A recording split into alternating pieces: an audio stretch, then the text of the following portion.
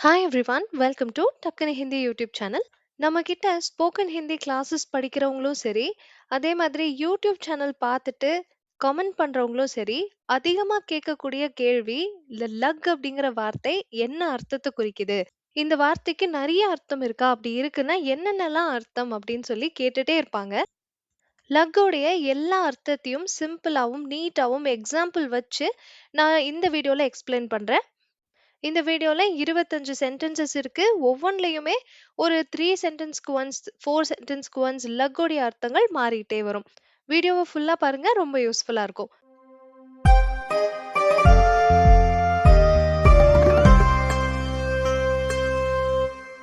First sentence, मुझे ठंड लग रही है. मुझे ठंड लग रही है. இதோடைய அர்த்தம் எனக்கு குளிராக இருக்கிறது. இந்த இடத்துல லக் இருக்கு பாத்தீங்களா? இதோடைய அர்த்தம் உணரப்படுகிறது, உணர்கிறேன் அப்படிங்கிறதுக்கு உணர்வது அப்படிங்கிற வார்த்தையா லக் அப்படிங்கிறது வந்திருக்கு. நம்ம தமிழ்ல என்ன சொல்லிருவோம்? எனக்கு குளிருது, எனக்கு வேர்க்குது அப்படின்னு சொல்லிட்டு போயிருவோம். ஆனா ஹிந்தில அவசியம் இந்த லக்குங்கிற வார்த்தைய சேர்த்து தான் சொல்லுவாங்க. முझे ठंड लग रही है அப்படின்னா எனக்கு குளிராக உணரப்படுகிறதுன்னு அர்த்தம். அடுத்த சென்டென்ஸ், आज गर्मी लग रही है. இன்னைக்கு ரொம்ப வெப்பமா இருக்கு, ரொம்ப வெக்கையா இருக்குன்னுலாம் சொல்லுவோம் இல்லையா நம்ம ஊர்ல. அந்த மாதிரி இங்க आज गर्मी लग रही हैன்னு சொல்றாங்க. ரொம்ப வெயில் அதிகமா ஃபீல் ஆகுது அப்படின்னு சொல்றாங்க. லக்கோடைய அர்த்தம் இங்கேயுமே உணரப்படுகிறது தான். ஆஜ்னா இன்று, கர்மினா வெப்பமாக இல்ல வெயிலாக, லக் ரஹி ஹை அப்படின்னா உணரப்படுகிறது. நெக்ஸ்ட் சென்டென்ஸ், முझे नींद लग रही है. எனக்கு தூக்கம் வர மாதிரி உணர்கிறேன். இந்த உணர்வது அப்படிங்கிறதும் இங்க லக் தான் யூஸ் பண்ணியிருக்காங்க. முझेனா எனக்கு, நீந்த் அப்படின்னா தூக்கம், லக் ரஹி ஹை அப்படின்னா உணரப்படுகிறது, எனக்கு தூக்கமாக உணரப்படுகிறது. நெக்ஸ்ட் சென்டென்ஸ், ராஜு கோ டர் லக் ரஹா ஹே. ராஜுக்கு பயமா உணர்கிறான், உணரப்படுகிறது அப்படின்னு அர்த்தம். இந்த இடத்துல ராஜு கோ அப்படின்னா ராஜுவுக்கு, டர் அப்படின்னா பயம் அப்படிங்கிற உணர்வு, லக் ரஹா ஹேனா உணர்கிறான், அவனுக்கு பயமாக உணர்கிறான், அந்த உணரப்படுகிறது, உணர்கிறான், இதுதான் லக் ரஹா ஹே. நெக்ஸ்ட் சென்டென்ஸ், முझे भूख लग रही है. எனக்கு பசியாக உணரப்படுகிறது. இதுதான் அர்த்தம். இது ஆனா நம்ம தமிழ்ல இப்படி சொல்ல மாட்டோம். அதனால ஹிந்தில வந்து நாம சொல்ற விதத்திலேயே சொல்லணும்னு நம்ம நினைக்காம, அவங்க என்ன பிராக்டிஸ் எடுத்துக்கிறாங்களோ அதே சென்டென்ஸ நம்ம சொல்ல ட்ரை பண்ணலாம். அதுல இந்த லக் ரஹி ஹை அப்படிங்கிறது எல்லாரும் யூஸ் பண்ணக்கூடிய ஒரு வார்த்தை. முझेனா எனக்கு, பூக் அப்படின்னா பசி, லக் ரஹி ஹைனா உணரப்படுகிறது, பசியாக உணரப்படுகிறது, எனக்கு பசிக்குது அப்படிங்கறத தான் இப்படி சொல்லுவாங்க. முझे भूख लग रही है. இப்போ நான் சொன்ன உணர்வுகள் எல்லாமே, இப்போ பயமா இருக்கட்டும், பசியா இருக்கட்டும், இது எதோடைய ஜெண்டரையுமே நீங்க மாத்த வேண்டாம். ஆண் சொன்னாலும், பெண் சொன்னாலும் முझे भूख लग रही है தான் சொல்லணும். அதே மாதிரி डर लग रहा है தான் சொல்லணும். ஏன்னா இங்க இருக்கக்கூடிய பூக்குக்கு ஒரு ஜெண்டர் கொடுத்துடுறாங்க. ஹிந்தில பூக் அப்படிங்கிற வார்த்தை பசிய குறிக்குது. பசி அப்படின்னா ஒரு பெண் பால் வார்த்தை அப்படின்னு பிரிச்சுடுறாங்க. பயம்னா டர், டர் ஒரு ஆண் பால் வார்த்தைன்னு பிரிச்சுடுறாங்க. அதனால ஒரு பொண்ணு சொன்னாலும் முझे डर लग रहा है தான் சொல்லணும். ஒரு பையன் சொன்னாலும் मुझे भूख लग रही है தான் சொல்லணும். ப்ராப்பரான கிராமர் படி இதுதான் கரெக்ட். நெக்ஸ்ட் சென்டென்ஸ், ராணி கோ புரா லக் ரஹா ஹே. ராணிக்கு ரொம்ப கவலையா உணரப்படுகிறது. புரானா இந்த இடத்துல மோசமாக அப்படின்ற அர்த்தத்துல. நான் இதுக்கு ஒரு எக்ஸாம்பிள் சொல்றேன். நீங்க அத புரிஞ்சுக்க முடியும். இப்ப ராணிங்கிற பொண்ணு யாரையோ தேவையில்லாம திட்டிடுறான்னு வச்சுக்கோங்களேன். அவங்க மேல தப்பே இல்ல. ஆனா திட்டிடுறா. அப்புறம் உணர்றா. ஐயய்யோ! அவர் மேல தப்பே இல்லையே! நம்ம திட்டிட்டோமேன்னு சொல்லிட்டு. அப்ப அவளுக்கு ரொம்ப கஷ்டமா ஃபீல் பண்ணுவா இல்லையா? அதுதான் ராணி கோ புரா லக் ரஹா ஹேன்றது. ராணி இஸ் ஃபீலிங் பேட் அப்படின்றத சொல்றோம். இந்த சென்டென்ஸ்ல இருந்து நம்ம படிச்சது எல்லாமே உணர்வுகள குறிக்கக்கூடிய லக்குங்கிற வார்த்தை. லக்குங்கிற வார்த்தை உணர்ச்சிகள, உணர்வுகள இப்படி உணர்கிறேன், அப்படி உணர்கிறேன்னு சொல்லுச்சு. இப்போ ஒரு வாட்டி இத ரிவிஷன் பண்ணிட்டு அடுத்ததுக்கு போகலாம். முझे ठंड लग रही है. எனக்கு குளிராக உணரப்படுகிறது. आज गर्मी लग रही है. இன்னைக்கு வெயிலா இருக்கு, வெயிலா உணரப்படுகிறது. मुझे नींद लग रही है. எனக்கு தூக்கம் வர மாதிரி உணர்கிறேன். राजू को डर लग रहा है. ராஜுக்கு பயமாக உணர்கிறான். मुझे भूख लग रही है. எனக்கு பசியாக உணரப்படுகிறது. ராணி கோ புரா லக் ரஹா ஹை. ராணி கவலையாக உணர்கிறாள். நெக்ஸ்ட் சென்டென்ஸ் பாருங்க. முझे अच्छा लगता है அப்படின்னா எனக்கு இது புடிச்சிருக்குன்னு அர்த்தம். இந்த இடத்துல லக்தாவுடைய அர்த்தம் மாறிடுச்சு பாருங்க.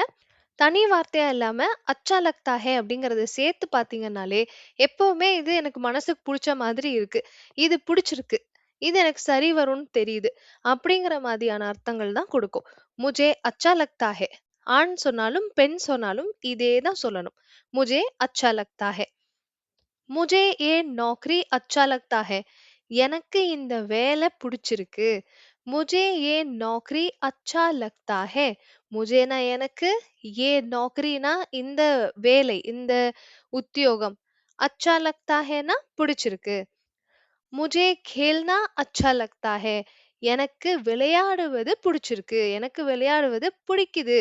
मुझे எனக்கு खेलना விளையாடுவது अच्छा लगता है புடிச்சிருக்கு இல்ல பிடிக்கும் அப்படின்றத சொல்றோம். उसको कॉफी अच्छा लगता है. அவனுக்கு காஃபி ரொம்ப பிடிக்கும். அவருக்குன்னு எழுதியிருக்கேன். அவருக்கு இல்ல. உஸ்கோ அப்படின்னா அவனுக்கு காஃபி பிடிக்கும். உஸ்கோ காஃபி अच्छा लगता है. அடுத்தது ஏ ரங் அச்சா லக்தா ஹே அப்படின்னா இந்த நிறம் நன்றாக இருக்கிறது. எனக்கு பிடிச்சிருக்கு, நல்லா இருக்கு அப்படின்னு சொல்றதுக்கு அச்சா ஹே சொல்லிட்டு போயிரலாம். ஆனா அச்சா லக்தா ஹேன்னு சொல்லும்போது நன்றாக தோன்றுகிறது அப்படின்னு வரும். तुझे हमारा गांव कैसा लगता है.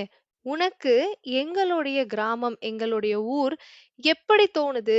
சோ இந்த இடத்துல லக்தா ஹே உடைய அர்த்தம் எப்படி தோணுது, நீ எப்படி உணர்கிறாய் அப்படிங்கறத இங்க குறிக்குது. உணர்வதுன்றதை விட தோணுது, எப்படி இருக்குன்னு தோணுது, உனக்கு பிடிச்சிருக்குன்னு தோணுதா, பிடிக்கலன்னு தோணுதா, தோணுதுன்னு சொல்லுவோம் இல்லையா தமிழ்ல.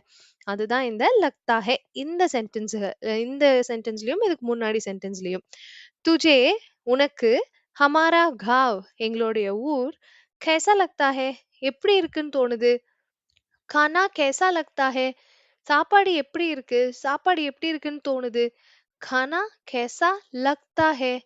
खानाனா சாப்பாடு, कैसाனா எப்படி, लगता हैனா எப்படி இருக்கு, எப்படி உணர்கிற, இல்ல எப்படி இருக்குன்னு தோணுது அப்படிங்கறத கேக்குறது தான். எக்ஸாக்ட்டா நம்ம தமிழ்ல இதுக்கான வார்த்தைகள் கரெக்ட்டா வந்து பொருந்துறது இல்ல. ஏன்னா பேச்சு வழக்குல நம்ம இந்த வார்த்தைகள் யூஸ் பண்றது கிடையாது. அதனால கொஞ்சம் மேட்ச் பண்றதுக்கு கஷ்டமா இருக்கு. இருந்தாலும் நீங்க புரிஞ்சுப்பீங்கன்னு நம்புறேன். "खाना कैसा लगता है" அப்படின்னா சாப்பாடு எப்படி இருக்குன்ற விஷயத்த தான் இப்படி கேக்குறோம். "खाना कैसा है"ன்னு கேட்டு போயிரலாமே அப்படின்னு நீங்க கேட்கலாம். நாம கேட்டுக்கலாம். ஆனா நம்மகிட்ட ஒருத்தர் ஹிந்தில பேசும்போது "खाना कैसा है"க்கு பதிலா "खाना कैसा लगता है" கேட்டாங்கன்னா நமக்கு புரிஞ்சுக்கவும் தெரியணும். அதுக்காக தான் இப்ப கத்துக்கிறோம். சோ இப்ப பார்த்த வரைக்கும் எப்படி இருக்குன்னு தோணுது. தோணுதுன்ற வார்த்தைக்கு லக்தா ஹே போட்டோம். அச்சா லக்தா ஹேன்னு சொன்னா நல்லா இருக்குன்னு தோணுதுன்ற விஷயத்துக்கு நம்ம, இல்ல புடிச்சிருக்குன்ற விஷயத்துக்கு நம்ம லக்தா ஹே யூஸ் பண்ணோம். இந்த சென்டென்ஸ்ல இருந்து பாருங்க, லக்தா ஹே வந்து வேற ஒரு பெர்ஸ்பெக்ஷன்ல பார்க்க போறோம். मुझे लगता है वो सही बोल रहा है. என் எனக்கு நான் நினைக்கிறேன் அவன் சரியா சொல்றான்னு. நாம தமிழ்ல இந்த இந்த விதத்துல சொல்லிக்கிறது இல்ல. நம்ம எப்படி சொல்லுவோம்னா, "அவன் சரியா சொல்றான்னு நினைக்கிறேன்" அப்படின்னு சொல்லுவோம். சோ நல்லா கவனிச்சு பார்த்தா, "அவன் சரியாக சொல்கிறான் என்று நினைக்கிறேன்." நினைக்கிறேன் பின்னாடி தான் வரும். ஆனா ஹிந்தில "मुझे लगता है" நான் நினைக்கிறேன்றது முன்னாடியே வந்துரும். "मुझे लगता है" நான் நினைக்கிறேன், "वो सही बोल रहा है" அவன் சரியா சொல்றான்னு. இப்போ இந்த "मुझे लगता है" வ ஆண்கள் தான் சொல்லணும்னு கிடையவே கிடையாது. பெண்களும் சொல்லலாம். "मुझे लगता है"னா நான் நினைக்கிறேன்னு அர்த்தம். இதே மாதிரி இன்னொரு சென்டென்ஸ். "मुझे लगता है वो नाराज है." நான் நினைக்கிறேன் அவன் கோவமா இருக்கான்னு. இல்ல அவங்க கோவமா இருக்காங்கன்னு. "வோங்கிறது" யார குறிக்குதுன்றது அந்த இடத்துல இருக்கிறவங்களுக்கு தான் தெரியும். யார பத்தி பேசுறாங்கன்னு. யார பாயிண்ட் அவுட் பண்றோமோ அதுக்கு ஏத்த வார்த்தையா "வோ" மாறிக்கும். அவன், அவள், அவர், அவங்க இந்த மாரி எல்லா வார்த்தைக்குமே "வோ" யூஸ் பண்ணலாம். "मुझे लगता है वो नाराज है." எனக்கு தோணுது, இல்லன்னா நான் நினைக்கிறேன், அவங்க கோவமா இருக்காங்கன்னு. நம்ம எப்படி சொல்லுவோம்? அவங்க கோவமா இருக்காங்கன்னு நினைக்கிறேன் அப்படின்னு சொல்லுவோம். இவங்க அப்படியே மாத்தி போடுவாங்க. "मुझे लगता है आज देर हो गई." நான் நினைக்கிறேன் இன்னைக்கு லேட் ஆயிடுச்சுன்னு. இன்னைக்கு லேட் ஆயிடுச்சுன்னு நினைக்கிறேன். मुझे लगता है आज இன்று இன்று தான் ஆஜ் தேர் ஹோ கயி லேட் ஆகிடுச்சு தாமதம் ஆகிவிட்டது. मुझे लगता है आज देर हो गई. मुझे लगता है सब ठीक हो जाएगा. நான் நினைக்கிறேன் எல்லாம் சரியாயிடும்னு. मुझे लगता है நான் நினைக்கிறேன் சப் எல்லாம் டீக் சரி ஹோ ஜாயேகா ஆகிவிடும். நான் நினைக்கிறேன் எல்லாம் சரியாயிடும்னு. मुझे लगता है हमें जाना चाहिए. நான் நினைக்கிறேன் நாம போகணும்னு நினைக்கிறேன். मुझे लगता है हमें जाना चाहिए. இப்போ நம்ம தமிழ் பேட்டர்ன்லயே வராது. இத நல்லா புரிஞ்சுக்கோங்க. நான் நாம போகணும்னு நினைக்கிறேன். நினைக்கிறேன் பின்னாடி தான் வரும். ஆனா ஹிந்தில मुझे लगता है முன்னாடியே வந்துரும். मुझे लगता है हमें जाना चाहिए.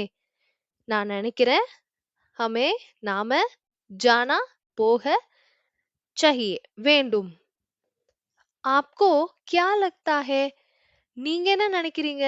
உங்களுக்கு என்ன தோணுது? आपको क्या लगता है? मुझे लगता है ன்னு படிச்சோமா? அதே மாதிரி आपको क्या लगता है? உங்களுக்கு என்ன தோணுது? तुझे क्या लगता है? உனக்கு என்ன தோணுது? आपकोனா உங்களுக்கு, तुझेனா உனக்கு. आपको क्या लगता है? உங்களுக்கு என்ன தோணுது? तुझे क्या लगता है? உனக்கு என்ன தோணுது? இதுக்கு முன்னாடி வரையிலும் லக்தா ஹே அப்படிங்கிறது தோணுது இல்ல நினைக்கிறேன், நான் நினைக்கிறேன், அவர் நினைக்கிறாரு, நீங்க என்ன நினைக்கிறீங்க? இந்த மாதிரி கேள்விகளுக்காக நம்ம யூஸ் பண்ணோம், பதில்களுக்காக யூஸ் பண்ணோம். இப்ப பாருங்க, எவ்வளவு நேரம் எடுக்கும்? ஒரு டைம் குறிப்பிட்டு சொல்லும்போது இவ்வளோ நேரம் எடுக்கும், 1 மணி நேரம் இருக்கும், 1/2 மணி நேரம் எடுக்கும், இவ்வளவு கன்சியூம் பண்ணும்னு சொல்லுவோம் இல்லையா?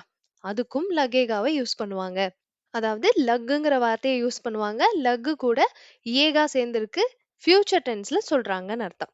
தோடா சமய லகேகா அப்படின்னா கொஞ்சம் நேரம் எடுக்கும். அப்ப ஏதோ வேலை செய்றாங்கன்னு அர்த்தம். அந்த வேலையை செஞ்சு முடிக்கிறதுக்கு இவ்வளவு நேரம் கன்சியூம் ஆகும், இவ்வளவு நேரம் எடுக்கும்னு சொல்றாங்கன்னு அர்த்தம். தோடா சமய லகேகா, தோடா சமய லகேகா. கித்னா சமய லகேகா, எவ்வளவு நேரம் எடுக்கும்? கித்னா சமய லகேகா, थोड़ा समय लगेगा, கொஞ்ச நேரம் எடுக்கும். कितना समय लगेगा, எவ்வளவு நேரம் எடுக்கும்? 1 घंटा लगेगा, 1 மணி நேரம் எடுக்கும். 1 घंटा 1 மணி நேரம். लगेगा எடுக்கும், 1 மணி நேரம் கன்சியூம் ஆகும். இப்ப நம்ம தமிழ்ல எடுக்கும் சொல்றது கூட இப்ப கொஞ்சம் பேர் குறைச்சாச்சு. 1 மணி நேரம் ஆகும்னு சொல்லிடுறோம். அதுவும் அங்க லகேகாவா தான் இருக்குது. 1 घंटा लगेगा. இப்போ உங்களுக்கு டைம பத்தி சொல்றதுக்கும் லக்குங்கிற வார்த்தை, இவ்வளவு நேரம் எடுக்கும் அப்படிங்கறது சொல்றதுக்கும் லக்குன்ற வார்த்தை யூஸ் பண்றாங்கன்னு உங்களுக்கு புரிஞ்சிருக்கும். அடுத்த யூசேஜ்க்கே போவோம்.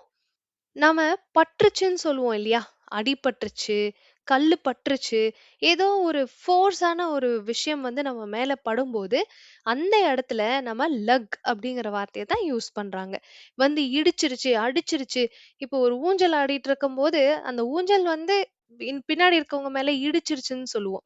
அந்த மாதிரி இடிக்கிறது, அடிக்கிறது, ஃபோர்ஸ்ஃபுல்லா வந்து படுறது, இது எல்லாத்தையும் லக்குங்கிற வார்த்தையிலேயே முடிச்சிருவாங்க. சென்டென்ஸ் பாருங்க. உஸ்கோ சோட் லக் கயி. அவனுக்கு காயம் பட்டு விட்டது.